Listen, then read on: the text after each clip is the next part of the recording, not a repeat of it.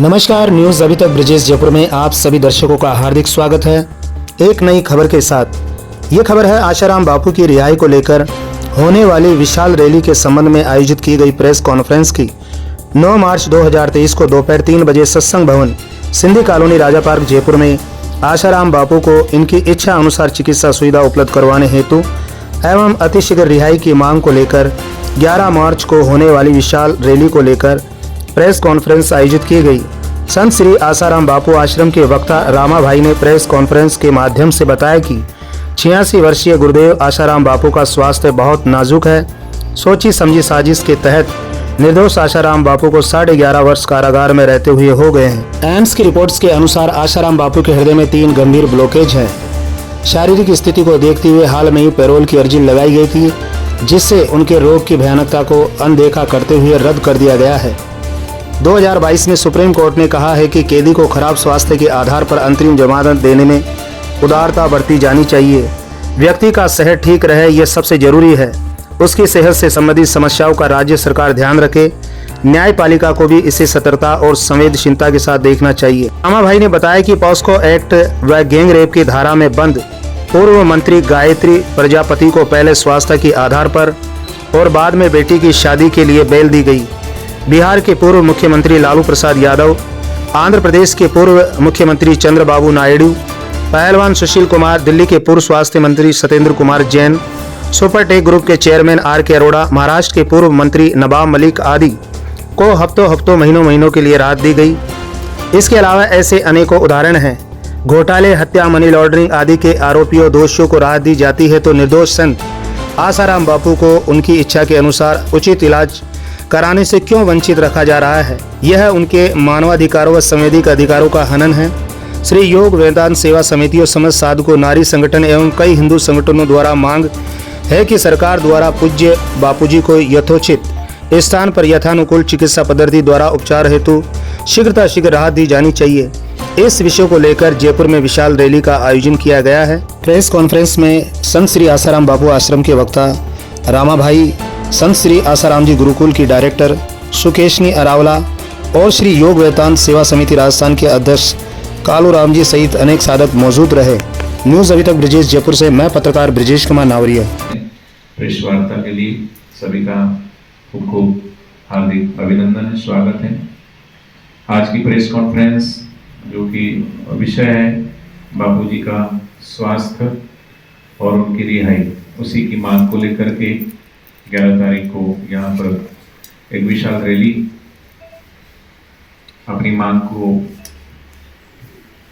लेकर के हम निकाल रहे हैं। उसी के संदर्भ में आज की ये प्रेस वार्ता रखी गई है। बात 2004 की है। कांची कोटि के जगत गुरु शंकराचार्य जी पर आरोप लगा था हत्या का, और वो उनको गिरफ्तारी उनकी हो गई थी, और उस समय बापूजी ने उनके लिए जंतर मंतर पर धरना दिया था, उनके लिए आवाज बुलंद की थी। बापूजी वहाँ धरने में बैठे।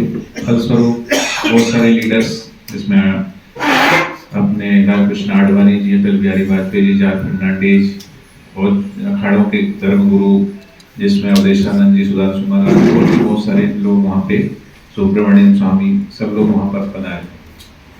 उसके बाद 2004 में ये सब हुआ, तो आप जानते होंगे हमारे जो है विश्व हिंदू परिषद के अशोक सिंघल जी थे।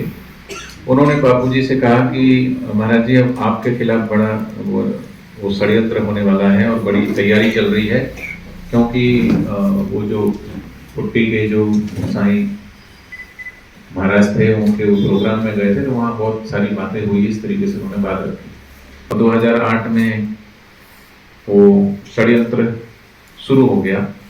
हुआ है कि अहमदाबाद में जो गुरुकुल है हमारे, वैसे तो पूरे देश भर में गुरुकुल है, यहाँ जयपुर में भी है, तो उस गुरुकुल के 2 बच्चे गायब हो जाते हैं और उनको संदिग्ध हालत में उनकी लाश मिलती साबरमती के तट पर।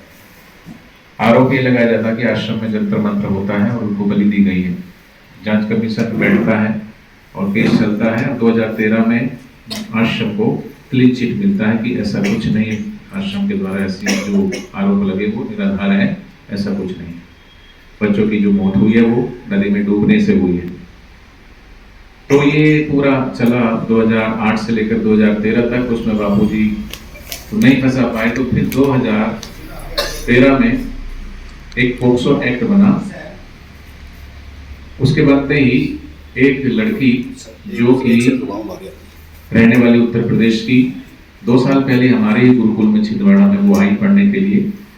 वो लड़की 2013 में जब ये आरोप लगा, उससे पहले वो अपने घर जाती है गुरुकुल से कि मेरी तबीयत ठीक नहीं, ऐसा करके, और फिर अपने माता पिता के साथ वो राजस्थान जोधपुर आती है, क्योंकि जोधपुर में बापूजी का सत्संग था। सत्संग के बाद बापूजी दिल्ली में सत्संग था, तो 2-3 दिन का जो है विश्राम था। तो बापूजी के लिए मड़ई, जो कि जोधपुर से 15-20 किलोमीटर दूरी पर है, वहाँ पर बापूजी उस परिवार, साधक परिवार के आग्रह पर उन्होंने बनाया था कुटिया, तो वहाँ रुके थे। तो फिर वो वहाँ आती है मिलने के लिए और चली जाती है। 3 दिन बाद जो है दिल्ली में बापूजी का सत्संग था, रामलीला मैदान में, तो कमला नगर थाना है, वहाँ पर 0 FIR बापूजी की होती है। आरोप ये लगता है कि मेरे साथ छेड़छाड़ हुई। मेडिकल होता है, मेडिकल में कुछ भी एविडेंस नहीं, कोई भी प्रूफ नहीं, स्क्रैच भी नहीं पाया गया।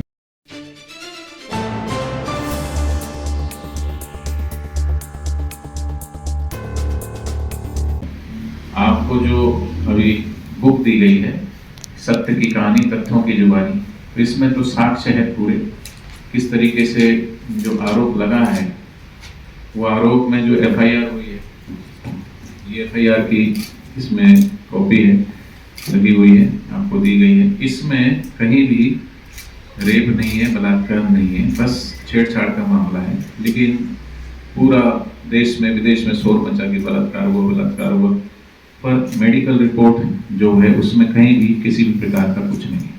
जो लड़की ने जिस समय का जो समय बताया है कि इस समय मेरे साथ ये घटना घटी, तो ये तथ्य बताते हैं कि बापूजी उस समय तो यहाँ बैठे हैं, और ये सब कोर्ट में लगाए हुए साक्ष्य हैं, उसी के आधार पर ही वो निकालिए।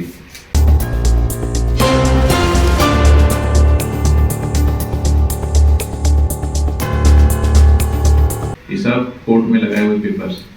यहाँ पर देख सकते हैं कि बापूजी किसी परिवार की मंगनी करवा रहे हैं, यहाँ पर बैठे हुए हैं रात का समय। तो उसके बाद लड़की की कॉल डिटेल निकाली जाती है, तो ये लड़की उसका फोन समय वो किसी और से बात कर रही है, बहुत देर तक बात हुई है। इसके अंदर कॉल डिटेल की सारी जो है कॉपी लगी हुई है।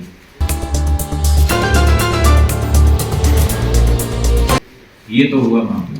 हमने कहा कि लड़की जो है 2 साल पहले हमारे गुरुकुल में आई, तो कहीं ना कहीं की 2 साल बाद वो लगा रही है। तो पीछे जब उसके बैग में गए तो हमने ये देखा कि लड़की जानबूझ करके षड्यंत्र के तहत यहाँ गुरुकुल में एडमिशन करवाया गया है, और उसके बाद जो है लड़की बालिग होते हुए भी अपने आप का नाबालिग कह रही है।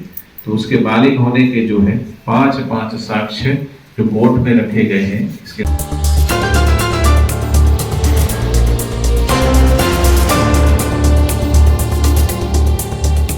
साफ आप देख सकते हैं, लड़की का जो है बर्थ सर्टिफिकेट है, राशन कार्ड है, LIC का है, और भी दूसरे जो जहाँ इससे पहले वो पढ़ती थी वहाँ का जो गुरुकुल का TC सर्टिफिकेट है, जो भी है।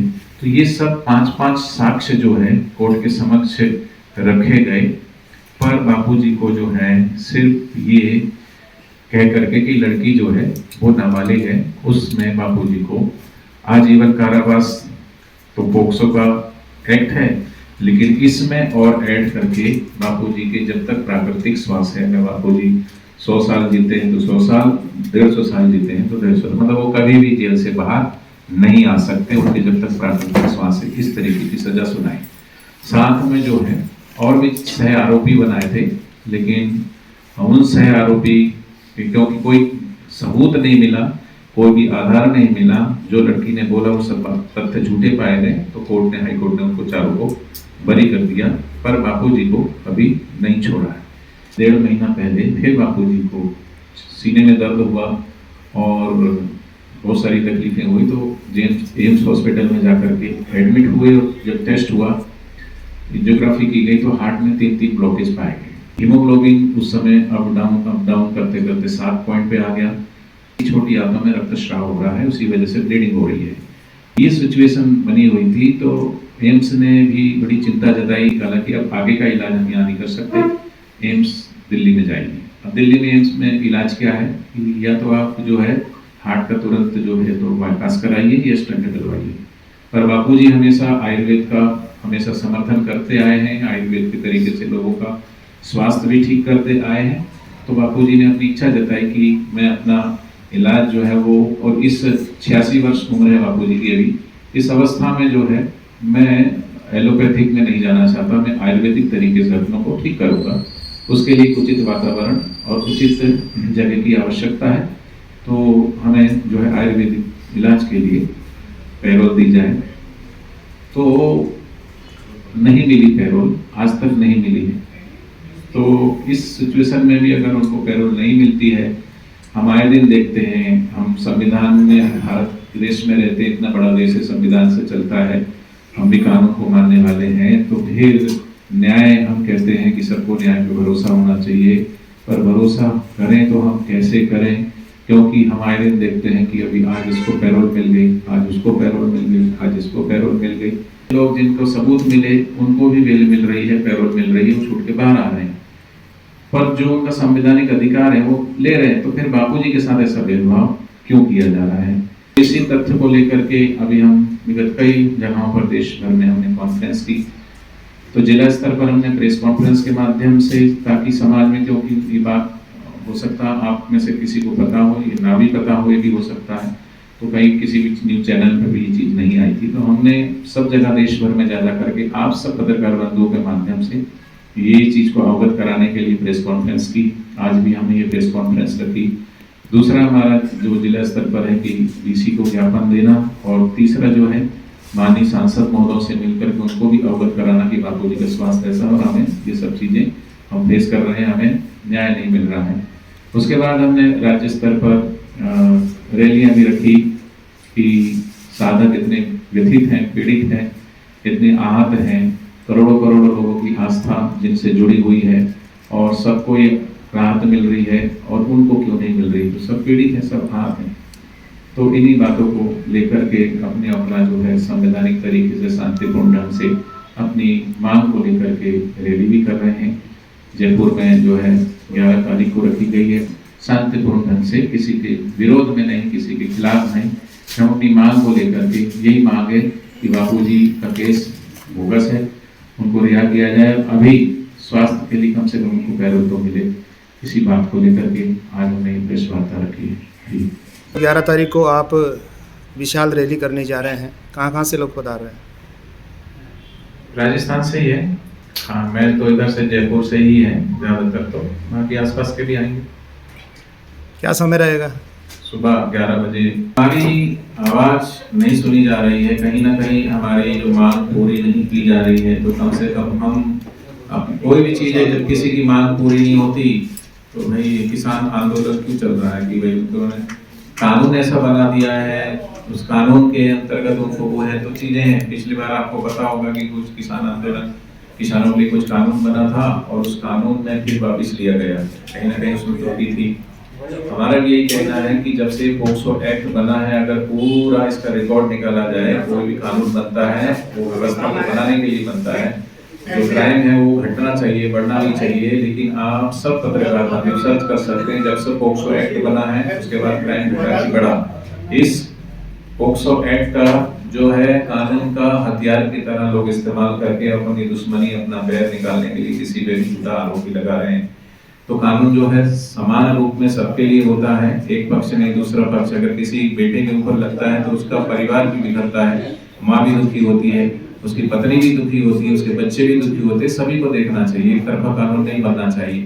तो कहीं ना कहीं कानून में भी संशोधन की आवश्यकता है, क्योंकि वो देख सकते हैं कि उसमें क्या त्रुटियां आ रही है, तो उस पुनः उस पर विचार किया जा सकता है। रही बात बापूजी के ऊपर जो पोक्सो एक्ट बढ़ा गया है वो भी एकदम झूठा है, उसके हमने साक्ष्य रखे हैं, जिसकी अपील हमारी हाई कोर्ट में चल रही है। तो हमको पूरा विश्वास है कि हमको हाई कोर्ट से बापूजी को बरी किया जाएगा, लेकिन जब बरी होंगे उससे पहले कम से कम अभी जो कंडीशन है, उस कंडीशन में उनको आयुर्वेदिक इलाज करने की अनुमति मिलनी चाहिए।